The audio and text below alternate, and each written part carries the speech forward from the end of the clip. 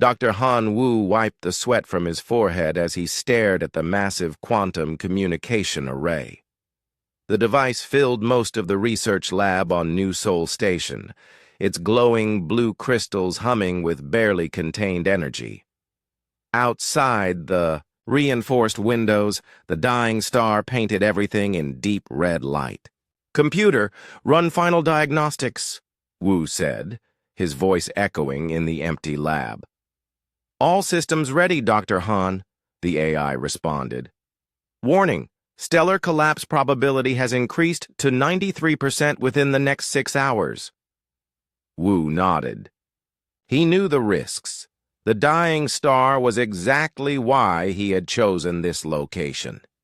The massive gravitational field would amplify his quantum signal far beyond what any normal setup could achieve.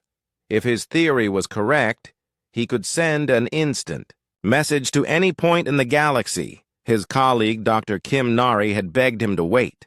She worried about the temporal distortions near the collapsing star. But Wu was 47 years old, and this was his life's work. He had spent 15 years developing the quantum entanglement communication system. Earth's government had given him this remote station and unlimited funding because they believed in his vision. The red star outside pulsed, sending waves of radiation across the station's shields. Wu felt the floor vibrate under his feet. He had maybe 2 hours before the star's final collapse would force him to evacuate. "Begin transmission sequence," he ordered. The quantum crystals glowed brighter. Energy readings spiked across his monitors. The message was simple. Just a basic, "Hello, this is Dr. Han Wu from Earth," in 12 different languages. If anyone received it, they would know that humans had achieved faster-than-light communication. "Quantum field stable," the computer announced. "Entanglement particles synchronized. Ready for transmission." Wu's hand hovered over the activation switch. Years of work had led to this moment. He thought about all the scientists who had said it was impossible. He thought about the politicians who had questioned the cost. He thought about Nari's worried face when she left for Earth last week. "Execute transmission," he said. The world exploded in light. The quantum array fired its signal just as the dying star released a massive gravitational pulse. The two forces met in a way that physics said should never happen. Instead of the signal traveling to its intended target on Proxima Station, something else occurred. The quantum energy wrapped around the star's gravitational field like water around a drain. The temporal distortions that Nari had warned about caught the signal and twisted it through dimensions that human science barely understood. The simple message became something far more powerful. Wu watched his instruments go crazy. Energy readings shot beyond the maximum scale. The quantum crystals began to crack from the strain. Red warning lights flashed throughout the lab as the station's shields struggled against forces they were never designed to handle. "Computer! Abort transmission!" Wu shouted over the growing noise. Unable to comply, quantum entanglement field has expanded beyond control parameters. The signal was no longer just a message. It had become a wave of pure quantum energy, amplified by the dying star's immense gravity and twisted by temporal fields into something that existed outside normal space and time. As Wu watched in horror, his instruments showed the signal propagating not at light speed, but at infinite velocity. It was everywhere at once. Across the galaxy, the signal hit every ship, every station, every artificial satellite simultaneously. On the bridge of the Earth vessel Harmony, Captain Lee Jun was discussing supply routes with his crew when every screen went white. "What the hell was that?" he demanded. "Unknown, sir," replied his communications officer. "Every system just registered. A massive quantum pulse." "From where?" "That's the problem, Captain. Sensors say it came from everywhere at the same time. Similar scenes played out on thousands of human ships across known space. But for alien vessels, the effect was far more dramatic. The proud warships of the Vorthak Empire suddenly found their engines failing. Crew members watched in confusion as their instruments showed impossible readings, some clocks running backward, others racing forward. The elegant bioships of the EI Mindweaver Collective began to phase in and out of normal space. Their organic systems, perfectly adapted to navigate hyperspace, could not process the temporal chaos that the signal had unleashed. On New Sol Station, Dr. Han Wu struggled to understand what was happening. His quantum array had overloaded and shut down, but the effects of his transmission continued to spread. Through the station's long-range sensors, he could see ships appearing and disappearing around nearby star systems. A silicate collective mining vessel materialized directly in front of the station, its crystalline hull aged centuries in seconds. Then it vanished again, only to reappear looking brand new. Wu realized with growing horror that his signal hadn't just reached across space, it had reached across time itself. "Emergency beacon activated," the computer announced. "Distress signal sent to Earth Command." But Wu doubted any help would come in time. The dying star was entering its final moments, and his experiment had apparently broken something fundamental in the fabric of space-time. Through the station's windows, he could see the star beginning to collapse into itself, its red light shifting toward the blue of a forming black hole. The gravitational waves from the collapse interacted with the lingering effects of his quantum transmission, creating new distortions. Space itself seemed to ripple like water. Stars in the distance flickered as light from different time periods reached his sensors simultaneously. Wu ran to his personal laboratory and began recording everything he could observe. If he survived, this humanity would need to understand what had happened.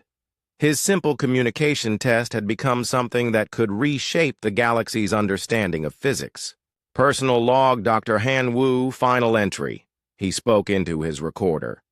"The quantum transmission succeeded beyond our wildest theories. The signal achieved instant propagation across the entire galaxy by utilizing temporal displacement fields. However, the side effects appear to be catastrophic. I am observing massive space-time distortions affecting multiple star systems. Outside, the star collapsed past its event horizon. The black hole's formation sent another wave of gravitational energy through space, interacting with the quantum field that Wu's signal had created. The result was a standing wave that locked the temporal distortions in place across thousands of light years. The station's evacuation alarm began to sound. Emergency shuttles launched automatically, programmed to reach minimum safe distance before the black hole's gravity became inescapable. But Wu remained at his post, frantically downloading every bit of data his instruments had recorded. As the shuttle carried him away from New Sol Station, Dr. Han Wu looked back at his life's work being consumed by the black hole he had helped create. His quantum communication experiment had worked, but it had also done something else. Something that he suspected would change the galaxy forever. Behind him, space-time continued to ripple with the echoes of his transmission. Across the galaxy, alien civilizations struggled to understand why their most advanced ships were experiencing impossible temporal effects, while human vessels remained mysteriously unaffected.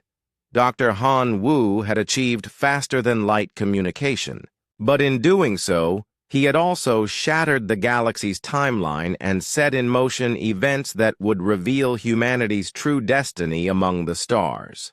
Captain Lee June stood on the bridge of the human exploration vessel Perseverance, staring at his main screen in complete disbelief. 20 minutes ago, the Vorthak battle cruiser Thunder of Krex had been cruising alongside his ship through the neutral trade zone. Now it was gone. "Captain," called out his sensor officer, Ensign Park Min, "I'm reading massive quantum disturbances across all frequencies. Every alien ship in the sector just disappeared." "Disappeared how?" June asked, gripping the armrest of his command chair. "They didn't explode or jump to hyperspace, sir. They just vanished, like they were never there." Before June could respond, space in front of them shimmered. The Thunder of Krex materialized exactly where it had been before. But something was wrong. The massive warship looked ancient. Its hull was covered in strange markings, and weapon ports that hadn't existed minutes ago now bristled along its sides. "Are you getting this, Min?" June whispered. "Sir, my instruments are saying that ship is over 300 years old. But it was built last year. I was at the launching ceremony. The Thunder of Krex flickered like a bad hologram, then vanished. Again. This time, when it reappeared, it looked completely different. The hull was pristine and silver with technology that seemed far more advanced than anything June had ever seen. Weapons of impossible design decorated its surface. "Captain," Min said, his voice shaking, "chronometer readings on that ship suggest it's from 200 years in the future." Across the bridge, Communications Officer Yoon Soo frantically worked her controls. "Sir, I'm receiving distress signals from every direction. Hundreds of them. But they're all from alien ships. No human vessels are reporting problems." June activated the ship's long-range sensors. What he saw made his blood run cold. Throughout the sector, alien ships were appearing and disappearing, randomly. Some looked ancient beyond measure, others seemed to be from centuries in the future. A few appeared to be aging rapidly, their hulls corroding in real time. "Get me Admiral Kim on Earth," June ordered. "Trying, sir, but quantum communications are experiencing massive interference." A new ship appeared on their starboard side, a vessel unlike anything in the current galactic database. Its organic curves and living metal surface marked it as belonging to the extinct Verdant Empire, destroyed in a civil war 50 years ago. But here it was, very much alive, its bioluminescent hull pulsing with health. "Captain," Min reported, "I'm detecting life signs on that ship. The verdant species has been extinct for half a century. Maybe not anymore," June muttered. The verdant ship began broadcasting on ancient frequencies. The universal translator struggled with the archaic language patterns, but the meaning came through. "Unknown vessels, why do you not respond to verdant? Authority? This sector belongs to the Empire." From the other direction, a voice thundered across all channels in perfect modern galactic standard. "Verdant scum! The Nexarch dynasty has claimed this space for the glory of the evolved races." The source of the second transmission appeared as a sleek vessel that hurt to look at directly. Its hull seemed to bend light around itself, and weapon systems that belonged in theoretical physics textbooks tracked toward the verdant ship. "Two extinct civilizations are about to fight in our space," June said to his crew. "And somehow, we're the only ones not affected by whatever is happening." Before anyone could respond, more ships appeared. Ancient silicate collective harvesters materialized alongside modern mining vessels, creating a bizarre mixture of technology spanning thousands of years. The silicate ships immediately began demanding tribute from the primitive newcomers, while the modern vessels called for assistance against historical anomalies. Engineer Park Min ran constant scans of the Perseverance itself. "Captain, our systems are completely normal. No temporal distortions, no quantum interference. It's like we're immune to whatever is affecting the alien ships." "That doesn't make sense," June replied. "We were hit by the same energy pulse they were." "Yes, sir, but it passed right through us. No effect whatsoever." Across the galaxy, similar scenes played out wherever humans encountered alien vessels. On the mining station, Busan Rock, Station Commander Oh Jin watched through reinforced windows as Mindweaver bioships phased in and out of existence. Some appeared to be centuries older than any Mindweaver technology on record, while others displayed capabilities that shouldn't exist for generations. "Commander," his aide Corporal Lim Guillaume reported, "we're receiving requests for assistance from 17 different time periods. Some of these aliens claim to be from our past. Others insist they're from our future. And our ships? All human vessels report normal operations, sir. Whatever this is, it's not affecting us." On the diplomatic vessel Soul's Pride, Ambassador Cho Hai found herself in an unprecedented situation. Her ship had been escorting a Vorthak trade delegation when the temporal chaos began. Now she was trying to communicate with 3 different versions of the same Vorthak commander, each claiming to be the real Krextall from their respective time periods. "Human ambassador," growled the oldest version, scarred and bearing ancient battle honors. "Your species was barely spacefaring when I was born.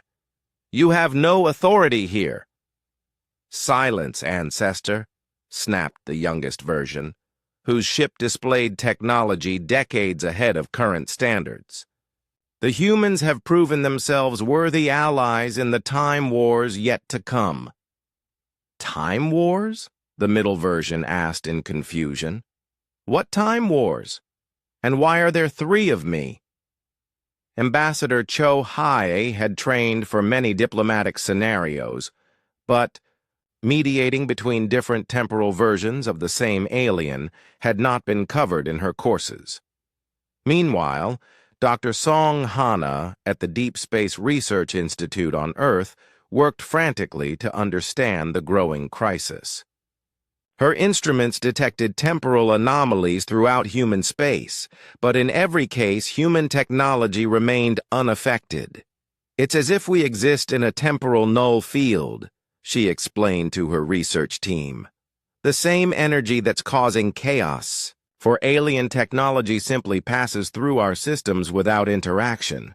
Her colleague, Dr. Bei Su, pulled up galaxy-wide sensor data. "Hana, this is bigger than we thought. We're getting reports from every human colony. Alien ships everywhere are experiencing temporal displacement, but human vessels are completely normal." "That's impossible," Hana replied. "There's no known physical reason why the effect would discriminate based on species or technology origin. Unless," Sue said slowly, "there's something about human technology, or humans themselves, that makes us naturally immune to temporal manipulation." Back on the Perseverance, Captain June watched as more ships from different eras continued to appear. The space around them had become a chaotic mixture of past, present, and future. Ancient empires that had fallen millennia ago shared the same sector as advanced civilizations that wouldn't be born for centuries. Captain, Ensign Min, reported, "I'm detecting a pattern.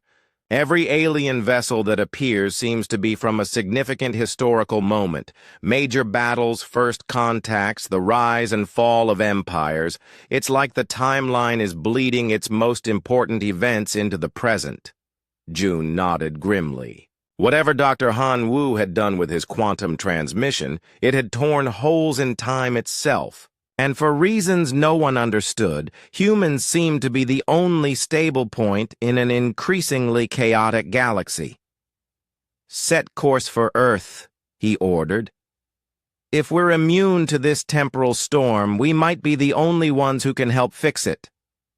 As the Perseverance began its journey home, alien ships from across time continued to materialize around them, their crews confused and desperate for answers that only humanity might be able to provide. The emergency session of the Galactic Council had never seen anything like this. Ambassador Cho Hai stood at the human delegation's podium, looking out at the most bizarre gathering in diplomatic history. Seated around the vast circular chamber were delegates from dozens of species, but many of them shouldn't have existed in the same time period. To her left sat War Prime Krextal of the Vorthak Empire, his ancient battle scars telling the story of conflicts that had ended decades ago.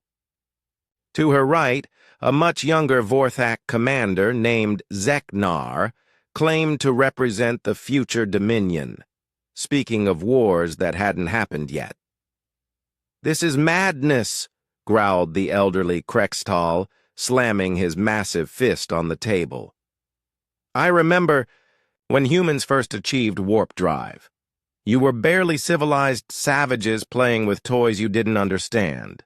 "Grandfather speaks from ignorance," Zeknar replied coldly. "In my time, humans are the dominant force in this galaxy. Their fleets patrol sectors you've never heard of."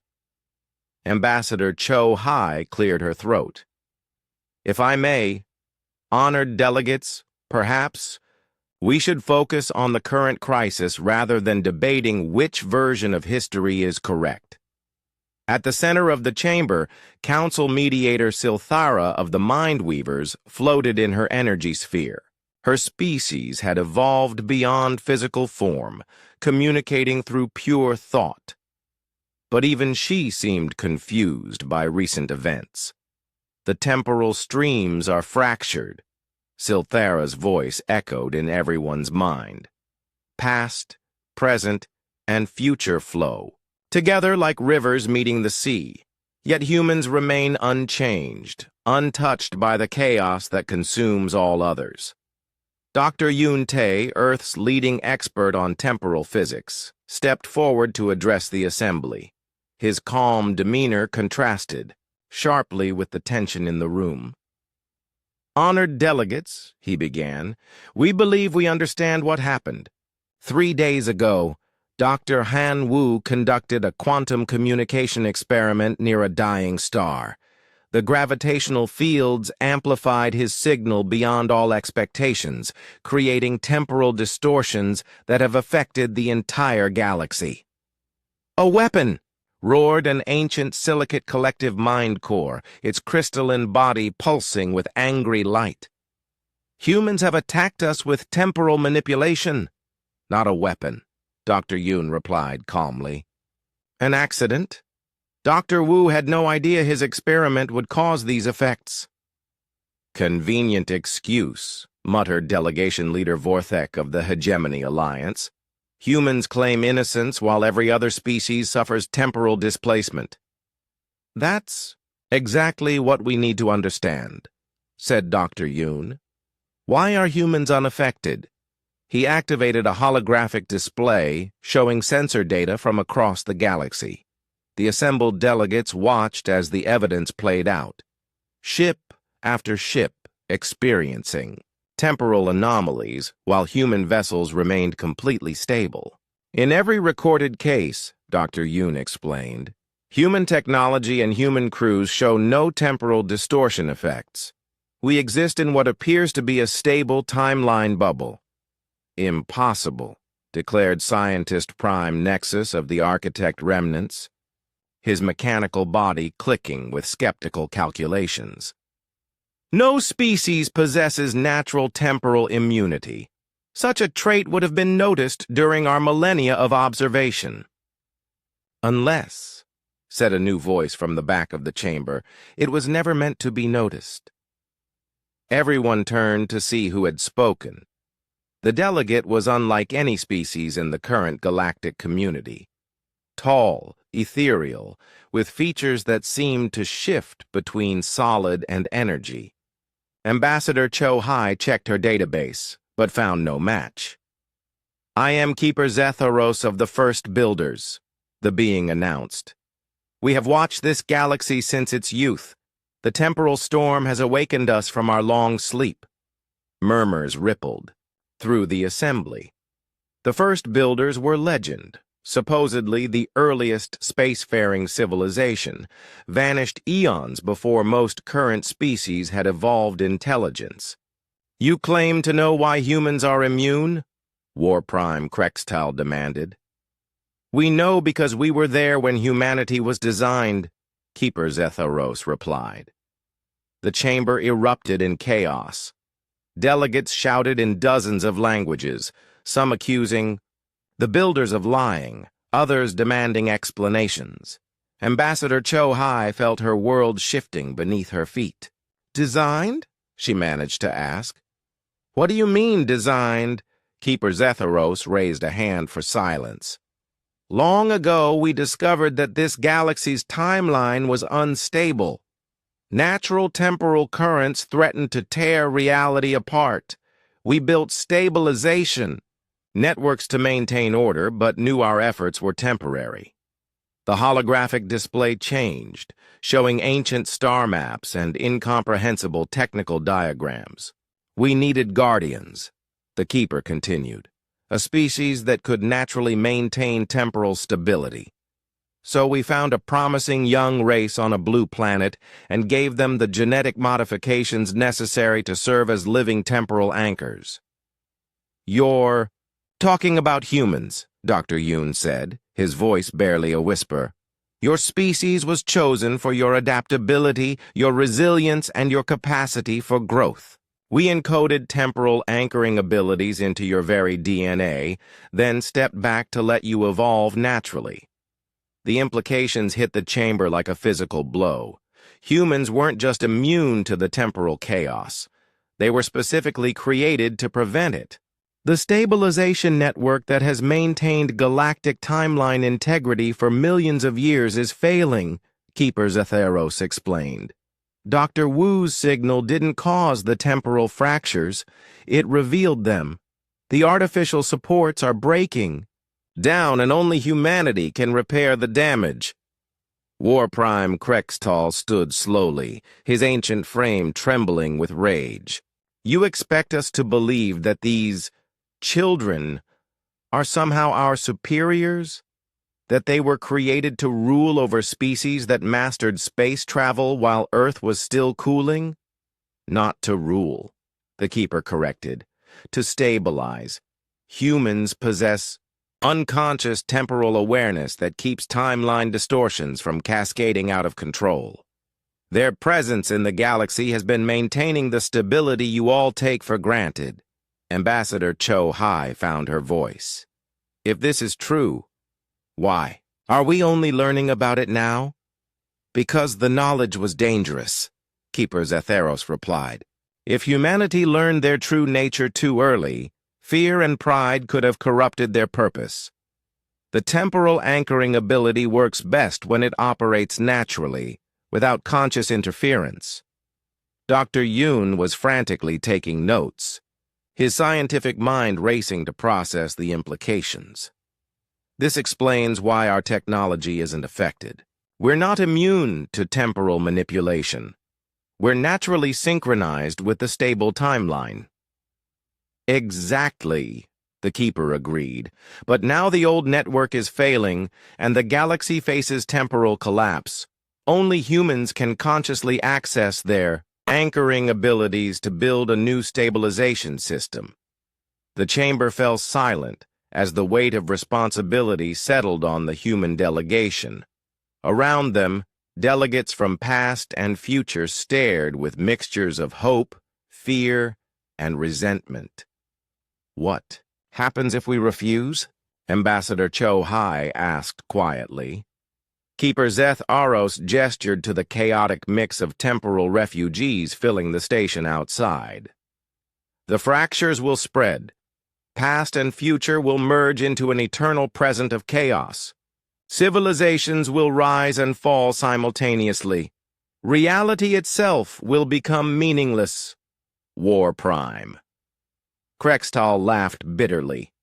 So we must trust our fate to the youngest species in the galaxy? The universe has a cruel sense of humor. Not the youngest, Dr. Yoon said suddenly, understanding dawning in his eyes. The newest. We're not just another species that happened to evolve temporal immunity. We're the next step in galactic evolution, designed specifically for this moment. The debate that followed would rage for hours, but Ambassador Cho Hai already knew the outcome. Humanity had been given a choice they couldn't refuse: embrace their destiny as guardians of time itself, or watch the universe tear itself apart. The real question was whether they were ready for such an enormous responsibility. Dr. Song Hana had never worked with so many alien scientists at once.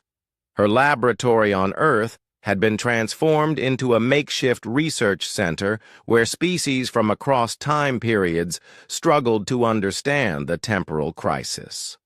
The smell of ozone from silicate collective energy cores mixed with the organic scents of verdant biotechnology, creating an atmosphere that reminded her more of a zoo than a research facility. The neural pattern analysis is complete, announced her research partner, a four-armed architect remnant called Teclon. Its mechanical body moved with precise efficiency as it manipulated holographic displays. Human brainwave patterns show temporal synchronization frequencies that no other species possesses. Dr. Hana studied the data streaming across her screens.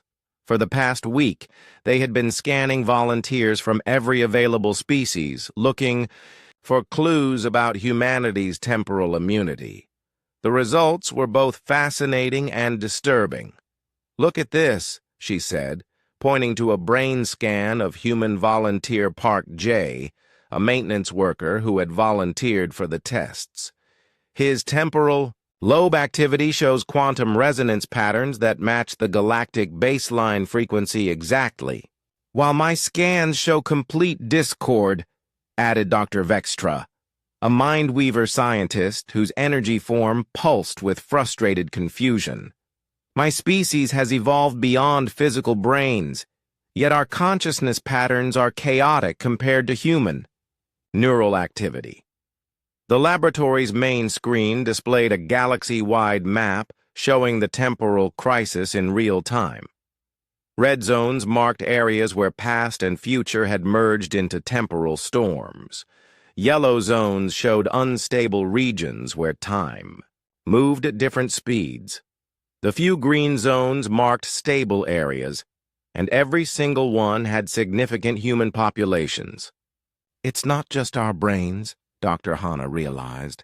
"Our presence stabilizes local space-time. The more humans in an area, the more stable the timeline becomes." General Nam Kyung entered the laboratory, his military uniform crisp despite the chaos. Outside, Earth had become a refugee center for displaced aliens from across time, and coordinating their needs had become a massive logistical challenge. "Doctor," he said grimly, "we need answers soon. The temporal refugee situation is getting worse every day." Through the laboratory windows, they could see the sprawling camps that had grown around every major human city. Ancient builders worked alongside future species, their technologies incompatible, but their need for shelter universal. Fights broke out regularly between species that had been historical enemies, now forced to share the same timeline. Some of the refugees claim they remember humans differently, General Nam continued. A group of hegemony soldiers insists they fought alongside human marines in battles that haven't happened yet. Others say they've never heard of Earth until now. Timeline displacement syndrome, Dr. Hana explained. Their memories come from different temporal positions. To them, all versions of history are equally real. That's not the worst part, Nam added. Intelligence reports suggest some species are planning to capture humans for experimentation. They want to understand our temporal abilities for themselves. Dr. Teklon's mechanical head swiveled toward the general. Understandable but futile. Temporal anchoring appears to be encoded at the genetic level. It cannot be extracted or transferred. Tell that to the Nexarch dynasty, Nam replied. They've already attempted to kidnap 3 human research teams. Dr. Hana's attention was drawn to a new reading on her instruments. General, we're detecting another major temporal event. Something big is happening near the old New Sol station site.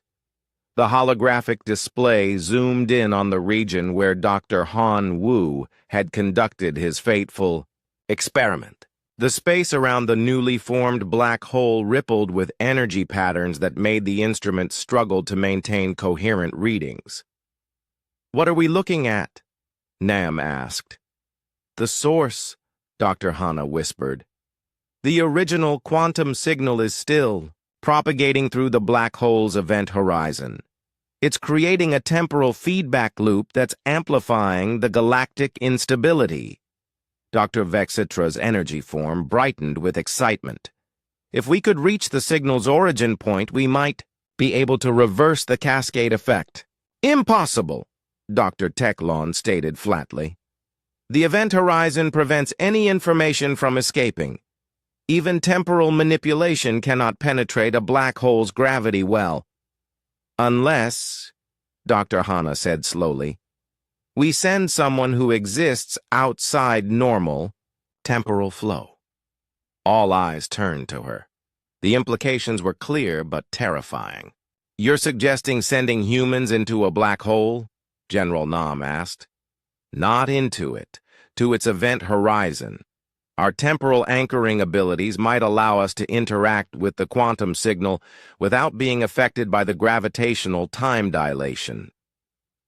Before anyone could respond, alarms began blaring throughout the facility. The main screen switched to an emergency broadcast from Luna Station, humanity's primary space dock. This is Admiral Kim Jin reporting a temporal incursion in Earth orbit. The Admiral's voice crackled through interference. Multiple alien fleets from different time periods have arrived simultaneously. They're demanding we hand over human citizens for temporal studies. Through the laboratory windows, they could see new stars appearing in Earth's sky, the engines of warships from across galactic history. Ancient Vorthak dreadnoughts shared space with sleek Nexarch dynasty vessels, while exotic ships from species that hadn't been seen in millennia added to the growing fleet. They're not all hostile, Admiral, Kim continued. Some claim to be here to protect humanity. Others insist we belong to their respective time periods.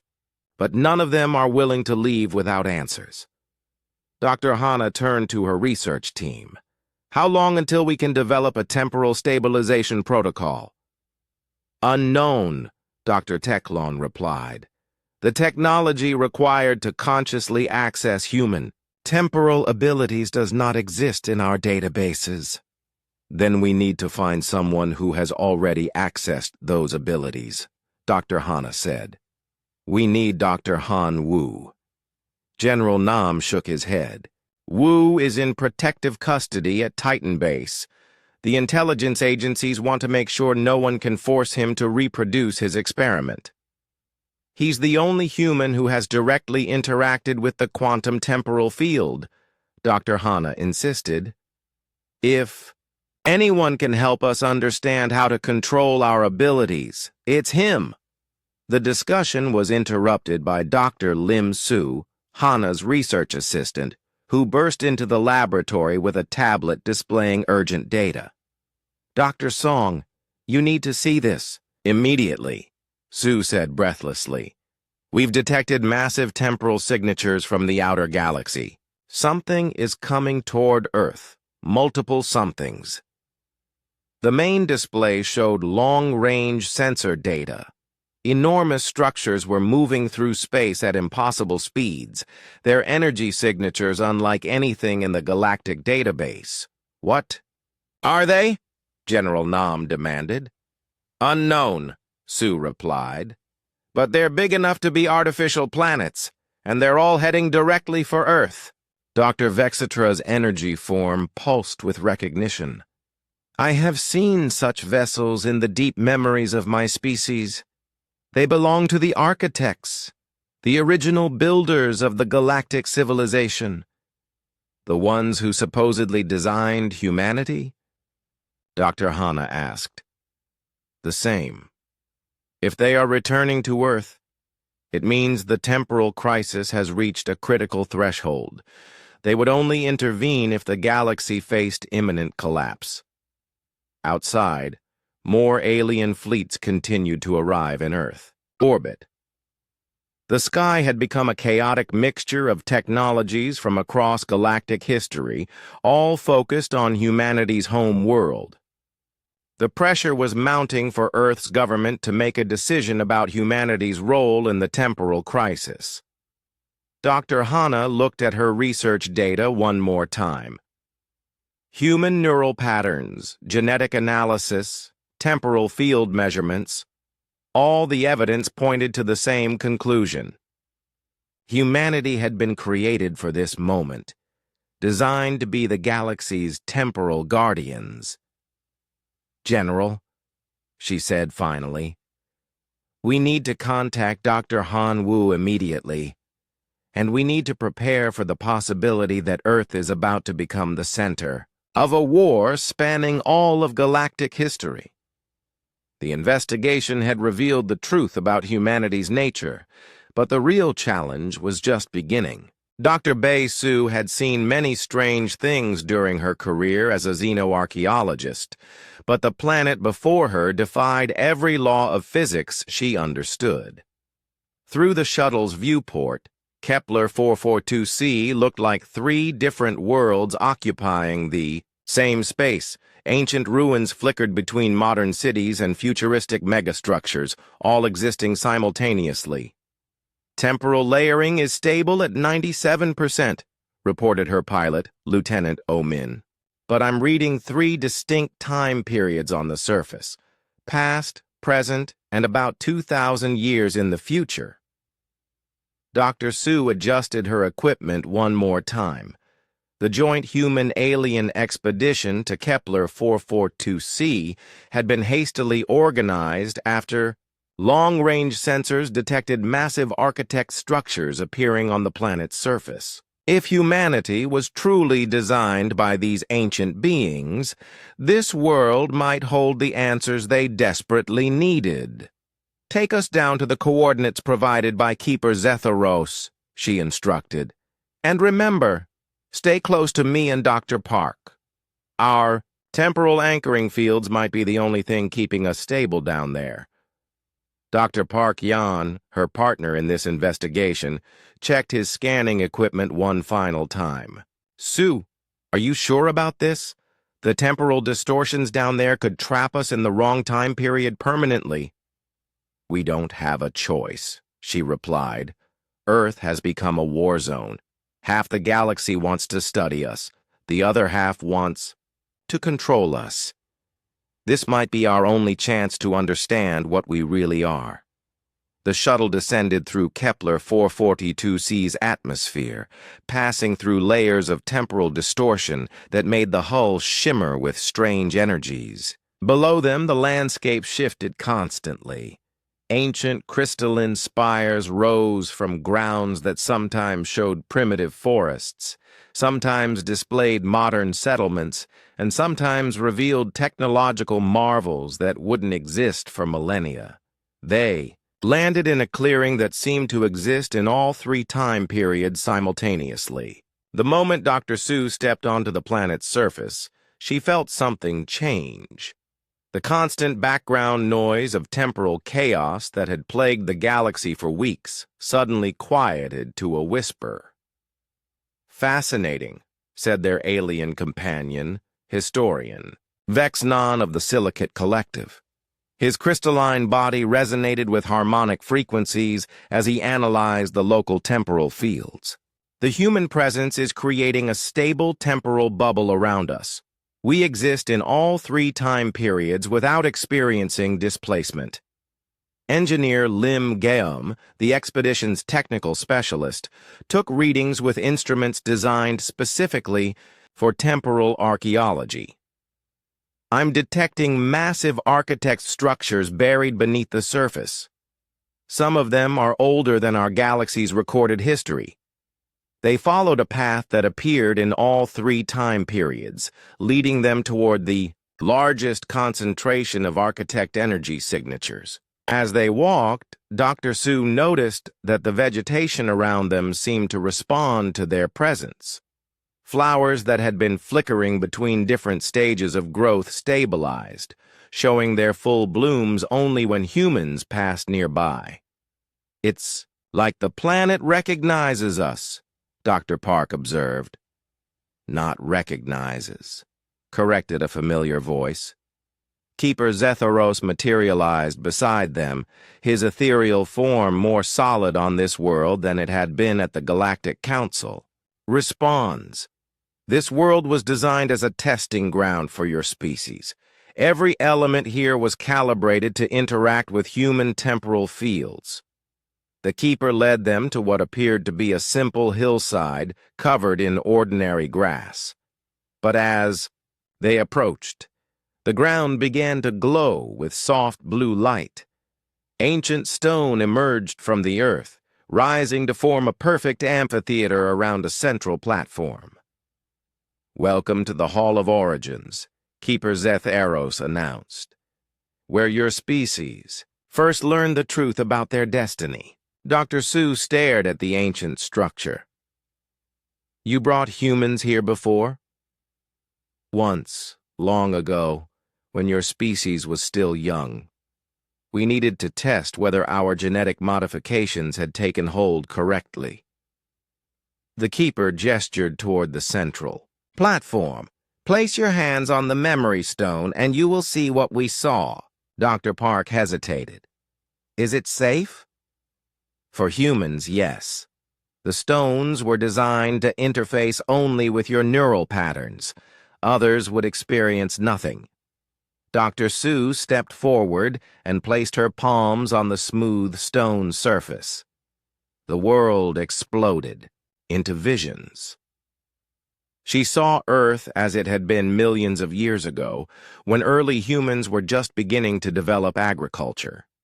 Ships descended from the stars, not conquering, but observing. She watched as architect scientists carefully introduced genetic modifications into the human population, changes so subtle that they would not manifest for thousands of generations. These visions showed her the reason for these modifications. Deep in space, massive temporal storms raged between galaxies. Natural forces were tearing holes in reality itself, threatening to unravel the fabric of space-time.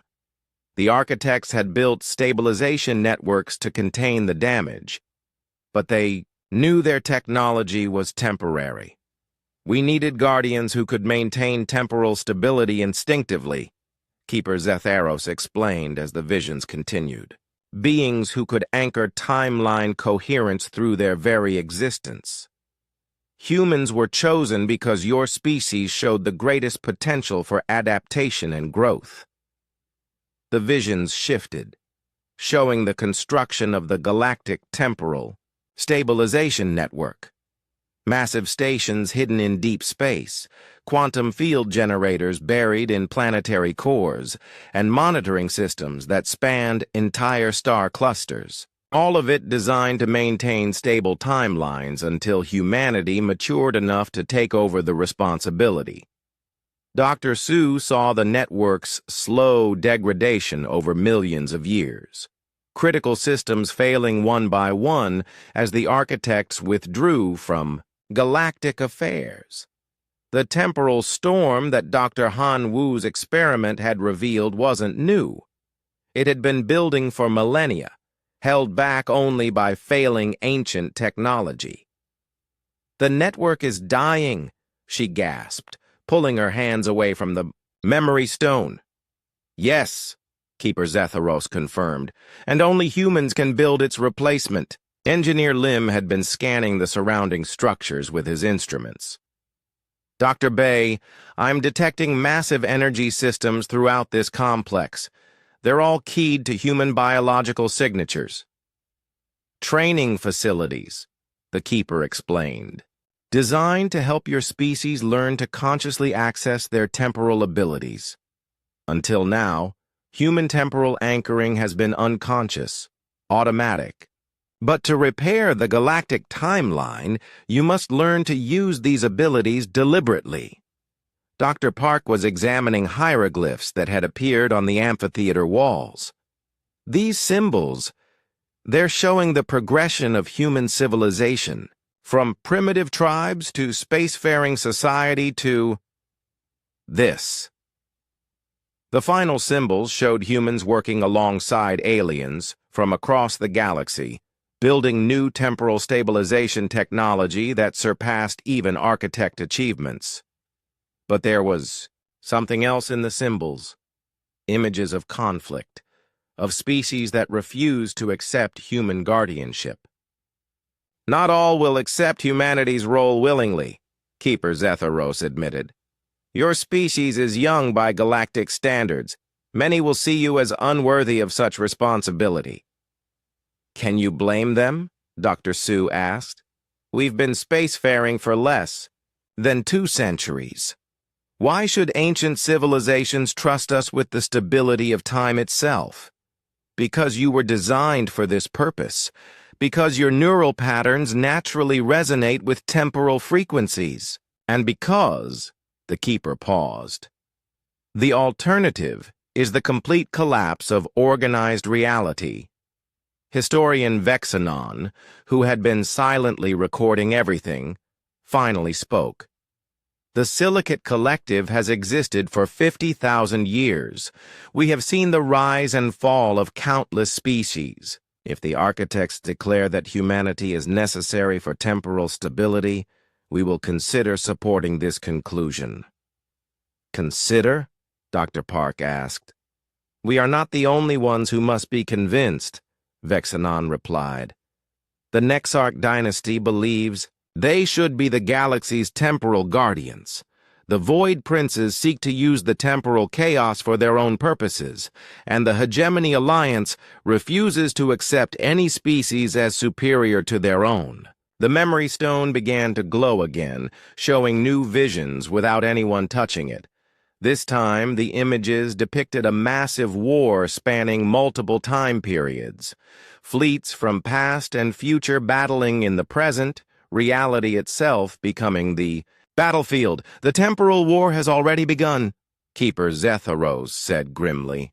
"Forces from across galactic history are moving toward Earth, each seeking to control or destroy humanity before you can fulfill your purpose." Dr. Sue felt the weight of responsibility settling on her shoulders like a physical burden. "How long do we have?" "Days, perhaps hours. The temporal fractures are accelerating. Soon, the distinction between past, present, and future will collapse entirely." She looked around at her team, humans who had come seeking answers and found themselves at the center of a cosmic crisis. "Then we need to get this information back to Earth immediately." As they prepared to leave the Hall of Origins, the ancient structures began to fade back into the hillside. But the knowledge they had gained remained. Humanity's true nature had been revealed, along with the enormous task that awaited them. The question was no longer whether humans were capable of being temporal guardians.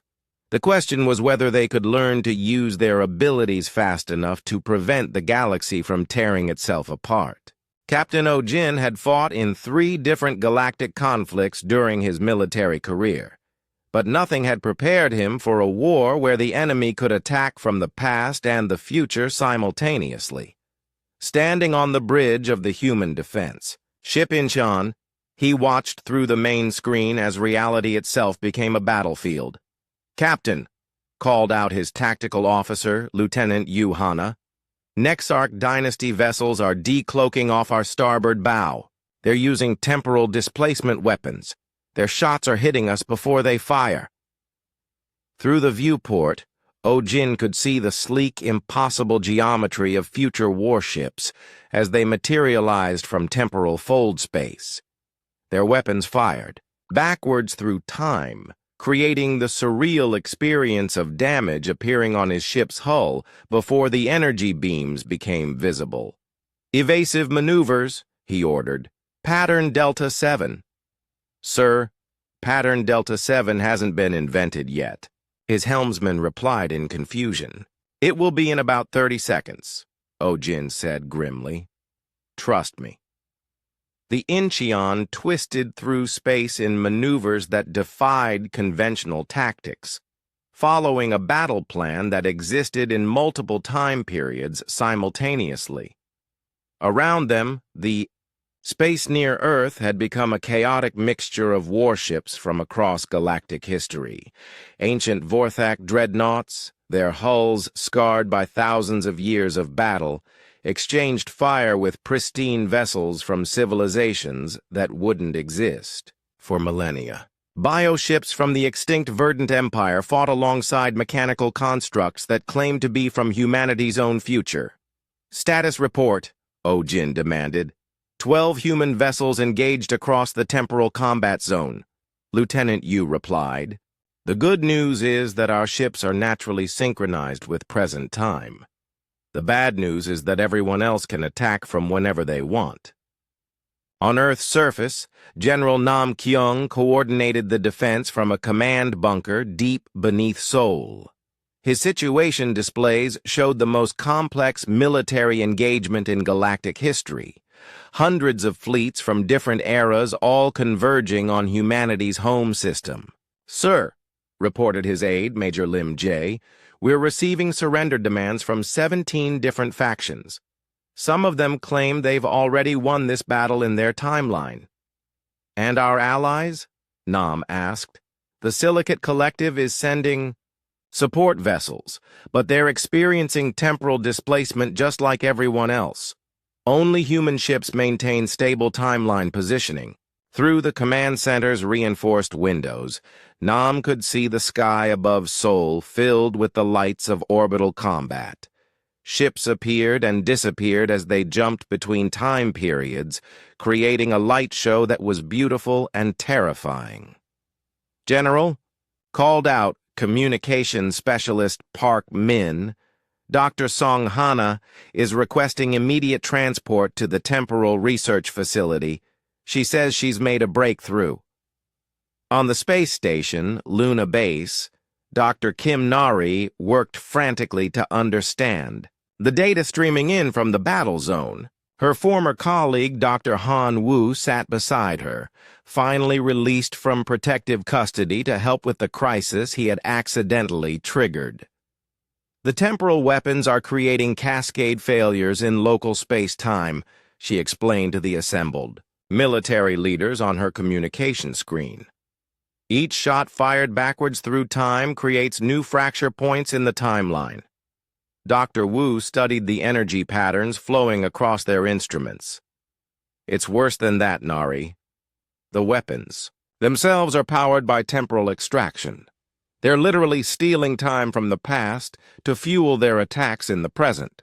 "Meaning what exactly?" asked Admiral Kim Jin from his flagship. "Meaning every shot they fire is making the temporal crisis worse," Dr. Wu replied. "If this battle continues much longer, the timeline fractures will become permanent. Past, present, and future will collapse into a single chaotic moment."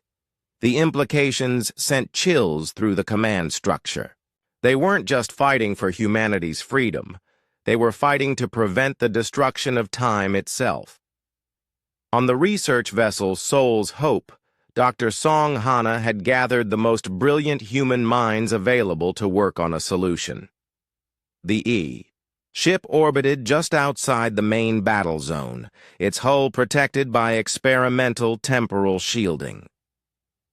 The architect facilities on Kepler 442c contained training protocols for conscious temporal manipulation, she reported to her team. We can learn to use our abilities defensively, but it requires direct interface with temporal energy fields.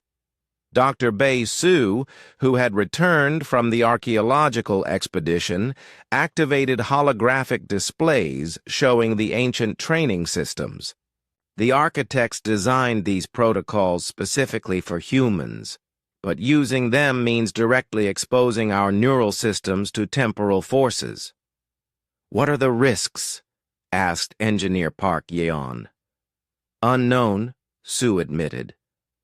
The architect's test subjects, from millennia ago, either achieved conscious temporal control or suffered complete neural breakdown. There was no middle ground. Outside their ship, the battle raged on. A massive Nexarch Dynasty command vessel, its hull crackling with temporal energy, materialized directly above Earth's moon. Its weapons began charging for what appeared to be a planet-killing strike. They're targeting Earth directly, Dr. Hana observed. If they can't capture humans for study, they're planning to eliminate us entirely. Not if we eliminate them first, came a new voice from the communication system. Captain Oh-jin's face appeared on their screens, his ship's bridge sparking with damage from temporal weapon strikes.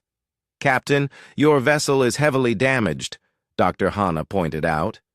Yes, but we've learned something important, Oh-jin replied. When we move in perfect formation with other human ships, our temporal anchoring fields combine. We can create stable zones where temporal weapons don't work. The discovery led to a new tactical approach. Human vessels began forming tight defensive clusters, their combined temporal fields creating bubbles of stable space-time. Within these bubbles, conventional physics applied. Energy weapons traveled at light speed, and battles followed predictable patterns. But the strategy came at a cost. The more humans concentrated their temporal abilities defensively, the weaker the galaxy's overall timeline stability became. Regions without human presence began experiencing severe temporal storms. We're trading galactic stability for tactical advantage, Dr. Wu observed grimly. Every minute we spend fighting is another minute the galaxy tears itself apart. The war reached a critical point when the ancient void princes emerged from whatever dimension they called home. Their ships were composed of pure temporal energy, existing in all time periods simultaneously. They attacked every faction indiscriminately, seeking to harvest the temporal chaos for their own mysterious purposes. New contacts, Lieutenant Yu reported from the Incheon's tactical station. Massive energy signatures appearing throughout the system. These aren't ships. They're living temporal distortions. The Void Prince's arrival changed everything. Suddenly, all the other factions found themselves fighting not just each other, but entities that could manipulate time itself as easily as humans breathed. Reality began to fracture visibly, with some areas of space showing multiple time periods overlapping. On Earth's surface, civilian populations watched in terror as the sky flickered between past and future. Ancient forests appeared briefly over modern cities, while futuristic megastructures phased in and out of existence. Sir, Major Lim reported to General Nam, we're receiving a joint communication from all non-human factions. They're requesting a temporary ceasefire to deal with the Void Prince threat. Nam looked at the tactical displays showing the chaos above his planet. Enemy fleets from dozens of time periods, all suddenly united by a threat that transcended temporal boundaries. tell. Then we'll consider it, he replied. But the ceasefire comes with conditions. All temporal weapons are to be powered down immediately, and all factions must acknowledge human sovereignty over Earth system. The responses came quickly. Some factions agreed immediately, recognizing that the Void Princes posed a threat to all organized reality. Others demanded guarantees about humanity's future role as temporal guardians. But as negotiations continued, the Void Princes pressed their attack. Their temporal harvesting was accelerating the galactic timeline collapse. Soon, there might not be a galaxy left to save. Captain O-Jin looked out at the impossible battle surrounding Earth. Past, present, and future all fighting in the same space, while entities of pure temporal energy sought to consume everything. All human vessels, he broadcast on an open channel, prepare to implement Protocol Genesis. It's time to find out if we really can save the galaxy. The final phase of the temporal war was about to begin. Dr. Han Wu had never expected to find himself walking through a structure that existed outside of time itself. The architect temporal nexus defied human understanding. Corridors that led both forward and backward through history.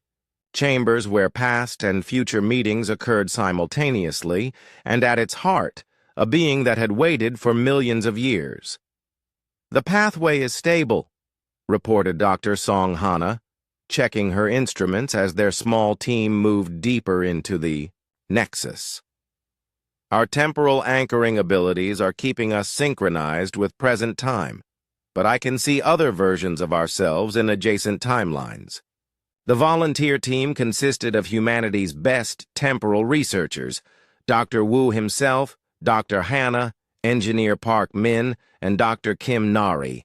They had entered the Nexus through coordinates provided by Keeper Zetharos, leaving the temporal war raging. Outside, while they sought answers at the source of galactic time control. "I can feel it," Dr. Nari whispered, her voice echoing strangely in the impossible architecture. "The weight of maintaining galactic timeline stability. It's like trying to hold back an ocean with your bare hands."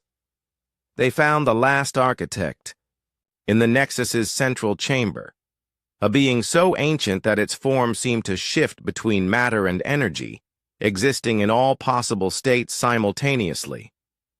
When it spoke, its voice resonated through time itself. "Welcome, children of design," the ancient architect said. "I am Prime Consciousness Veltaros, last keeper of the temporal networks. I have maintained this vigil since your species learned to make fire." Dr. Wu stepped forward, feeling the immense presence of the being that had shaped humanity's destiny. "We've come seeking understanding. The galaxy is tearing itself apart, and everyone expects us to fix it." "Because you were created to fix it," Veltaros replied. "But the burden I offer is heavier than you can imagine. To consciously maintain galactic temporal stability requires constant vigilance, eternal sacrifice, and the surrender of your species' freedom to grow and explore." The chamber around them displayed holographic images of the galaxy's timeline, a vast web of interconnected moments stretching across billions of years. At critical junctions, the architects had built stabilization nodes, quantum structures, that maintained the flow of cause and effect. "For eons we maintained this network," Veltaros explained. "We became prisoners of our own success, unable to die, unable to rest, forever bound to the task of keeping time itself coherent." Dr. Hana studied the temporal displays with growing horror.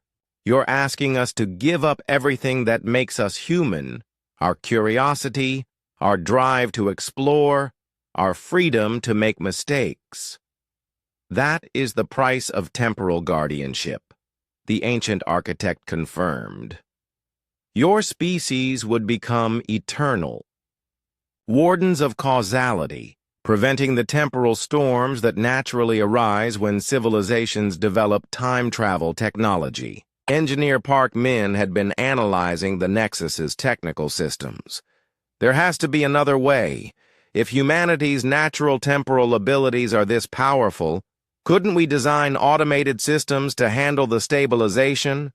Attempted 12 million years ago, Veltaros replied sadly. Artificial systems cannot adapt to the chaos inherent in living civilizations. Only conscious beings with temporal anchoring abilities can provide the flexibility needed to maintain stable timelines. Outside the Nexus, President Kang Min sat in the emergency session of Earth's Global Council, where humanity's leaders debated the choice that would define their species' future. Through the chamber's windows, the temporal war continued to rage, reality itself flickering as past and future forces clashed in Earth's orbit. The reports from the Nexus are clear, President Kang announced to the assembled delegates. We can accept the role of temporal guardians and save the galaxy, but it means the end of human expansion and exploration.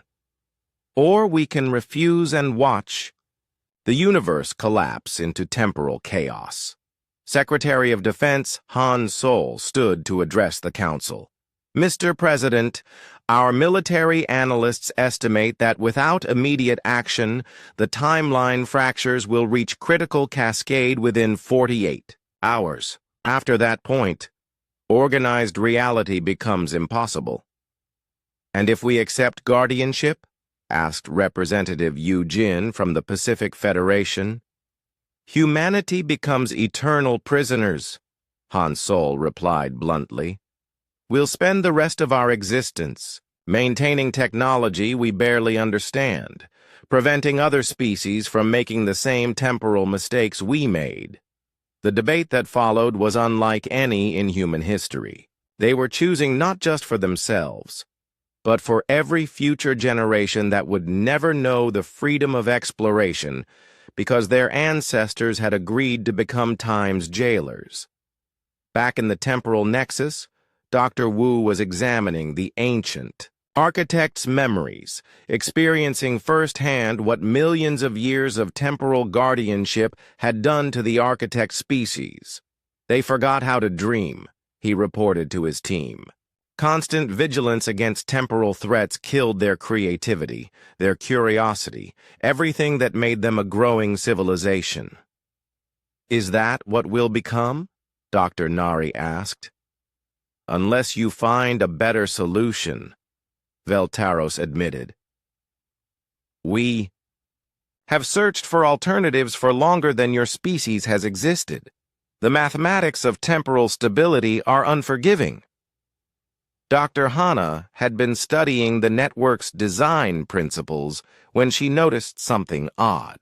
Wait, this system assumes that only one species can serve as temporal guardians, but what if we shared the burden?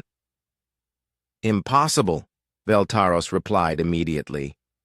No other species possesses the necessary temporal anchoring abilities. But what? If we could grant those abilities to others? Dr. Hana pressed. The same genetic modifications the architects gave humans. Couldn't they be adapted for other species? The ancient architect's form flickered with what might have been surprise. Theoretically possible, but never attempted. The temporal anchoring modifications were specifically designed for human neural architecture. Engineer Park Min was following Hana's line of thinking. If we could create a network of species all sharing temporal guardian duties, no single civilization would bear the full burden. Humanity could coordinate the effort while others maintained different aspects of galactic timeline stability. The mathematics? Veltaros began calculating, its ancient mind processing possibilities that hadn't been considered in millions of years. Yes, theoretically viable. but the risks of failure would be catastrophic. Outside the Nexus, the temporal war had reached a critical phase. The Void Princes were systematically harvesting timeline fractures, growing stronger as reality became more unstable. Human defense fleets were barely holding the line, their temporal anchoring abilities the only thing preventing complete temporal collapse. "Dr. Wu," came Captain Ojin's voice over the communication system. "Whatever you're planning to do in there, you need to do it fast. We can't hold off these temporal entities much longer." Dr. Wu looked at his team, then at the ancient architect, that had waited eons for this moment. "Veltaros, if we attempt this shared guardianship approach, will you help us implement it?" "I will provide what assistance I can," the ancient being replied. "But understand, you would be attempting something unprecedented. Success could save the galaxy while preserving your species' freedom. Failure could destroy organized reality entirely." The weight of the decision pressed down on the small human team. They held the fate of the galaxy in their hands. But more than that, they held the future of human civilization. Accept traditional guardianship and save everyone while dooming humanity to eternal servitude. Attempt shared guardianship and risk everything on an untested theory, or refuse entirely and watch the universe tear itself apart. "We need to contact President Kang," Dr. Wu decided. "This choice is too big for our team alone. All of humanity needs to decide what kind of future we want." As they prepared to transmit their findings back to Earth, the temporal nexus showed them one final vision: the galaxy as it could be, with dozens of species working together to maintain temporal stability, each contributing their unique abilities to a shared network of time guardians. It was beautiful, unprecedented, and possibly impossible. But it represented something that neither the architects nor any other ancient species had ever achieved: cooperation on a galactic scale, with freedom preserved through shared responsibility. The question was whether humanity and its potential allies could build such a system before the universe collapsed around them. 6 months after the Great Awakening, Ambassador Cho Hai stood before the newly constructed Galactic Temporal Council headquarters, orbiting Kepler 442c. The station itself was a marvel of cooperative engineering. Human temporal technology merged with architect knowledge, silicate collective processing power, and Mindweaver consciousness integration systems. The morning briefing indicates stable temporal flow across 97% of monitored space, reported her aide, Dr. Park Soo, as they walked through corridors that hummed with the energy of the new temporal stabilization network. Through the station's massive windows, Cho Hai could see the Guardian fleet, ships from dozens of species working together to maintain galactic timeline integrity. Human vessels served as coordination centers, their crews' natural temporal abilities allowing them to synchronize the efforts of their alien partners. "Any problem sectors today?" she asked. "Minor temporal storms in the Rigel system, but the Vorthak Human Joint Patrol handled it without incident. War Prime Krextal sends his compliments. Apparently our people taught his crews some very effective temporal stabilization techniques." Cho Hai smiled.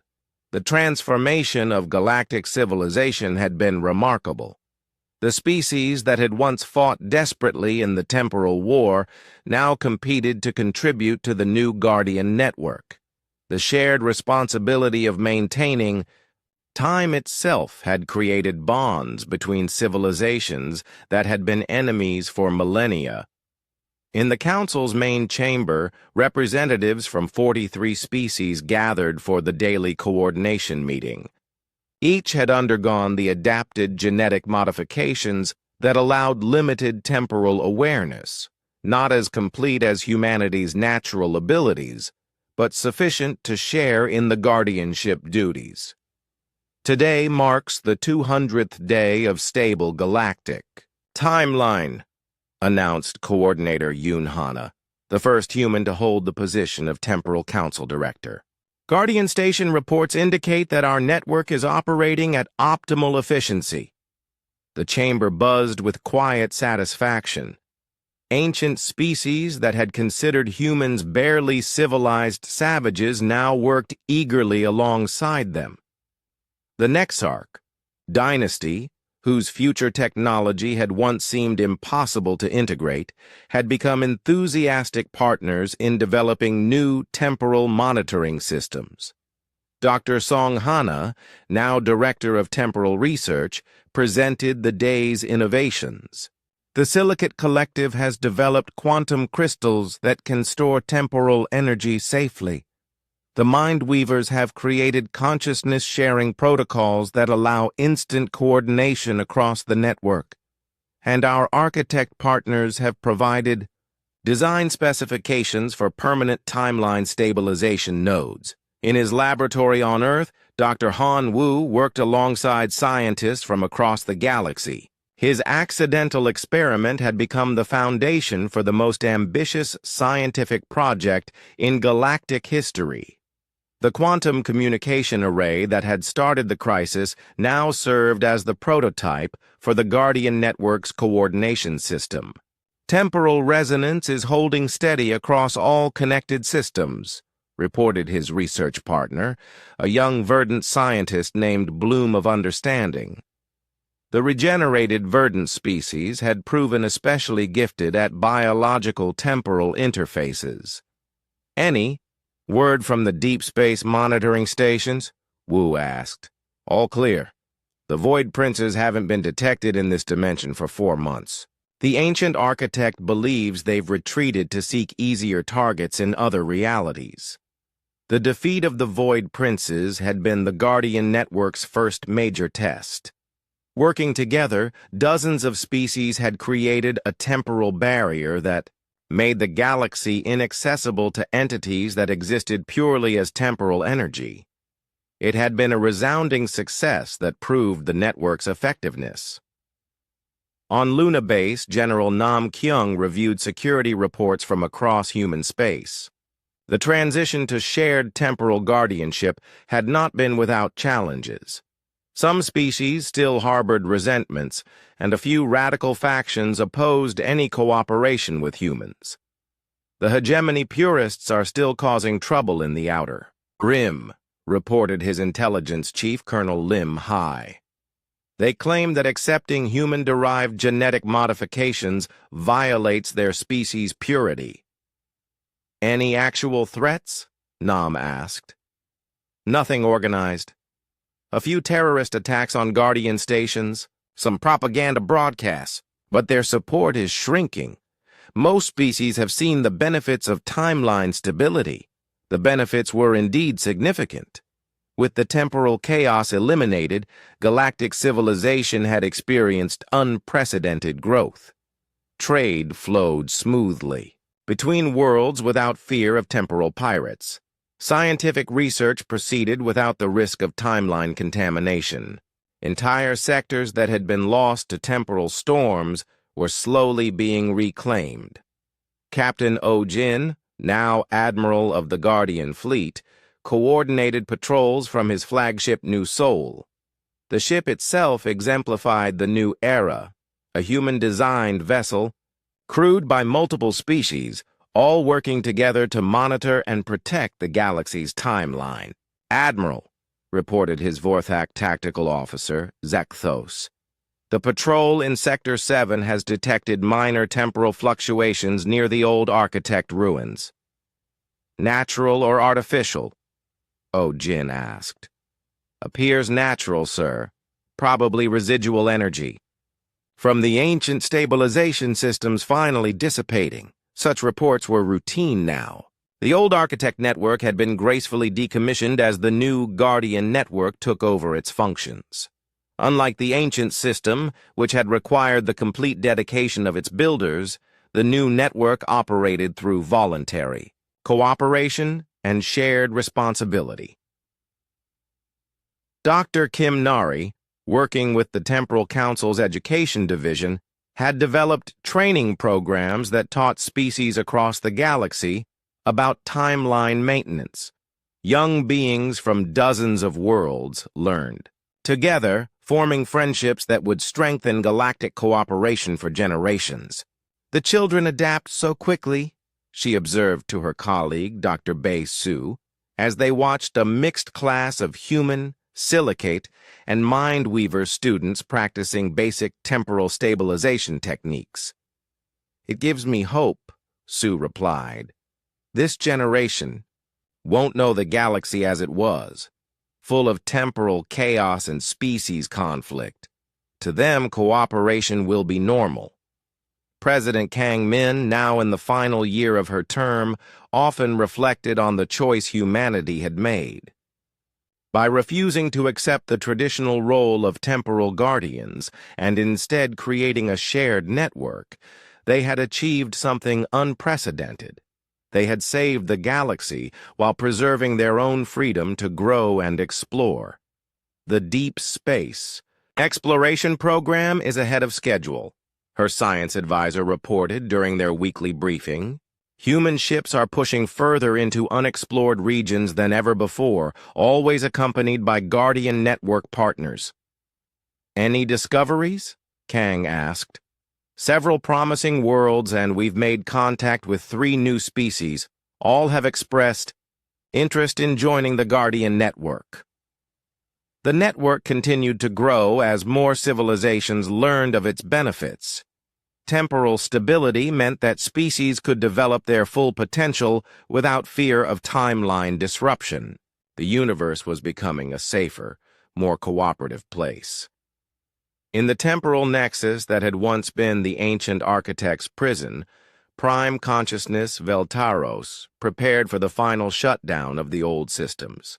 After millions of years of solitary guardianship, the ancient being would finally be free to rest. "The transition is complete," Veltaros announced to the human technicians overseeing the process. "Your network has successfully assumed all timeline maintenance functions. We are no longer needed." Dr. Han Wu, present for this historic moment, felt both pride and sadness. "What will you do now?" "Learn to dream again," the ancient architect replied.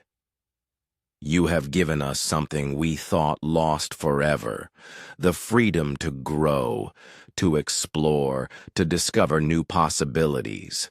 For this gift, we are eternally grateful." As the last of the ancient systems powered down, the galaxy officially entered a new era. The Guardian Network, coordinated by humans but powered by dozens of species working together, maintained perfect temporal stability while allowing unprecedented freedom for exploration and growth. Ambassador Cho Hai stood on the observation deck of the Temporal Council station, watching as ships from across galactic history worked together in harmony. The same vessels that had once fought desperately in the Temporal War now shared crews, resources, and knowledge. A message arrived from Earth. Dr. Han Wu's daughter had been accepted into the new Galactic University's temporal physics program. She would study alongside young beings from species that had been mortal enemies just months before. For her generation, the idea that different species could not cooperate would seem absurd. The Great Awakening had indeed awakened more than just the galaxy's temporal crisis. It had awakened the possibility of true galactic unity, built not on conquest or domination, but on shared responsibility and mutual benefit. Humanity had not only saved the galaxy, they had transformed it into something better than anyone had dared imagine. The future stretched ahead, stable and full of infinite possibilities, protected by guardians who chose cooperation over solitude, freedom over control. Dr. Han Wu's accidental signal had disrupted every ship in the galaxy and shattered the galactic timeline. But from that chaos had emerged a new order, one where the entire galaxy worked together to ensure that the devastating temporal wars would never happen again. The universe had learned to take care of itself and humanity.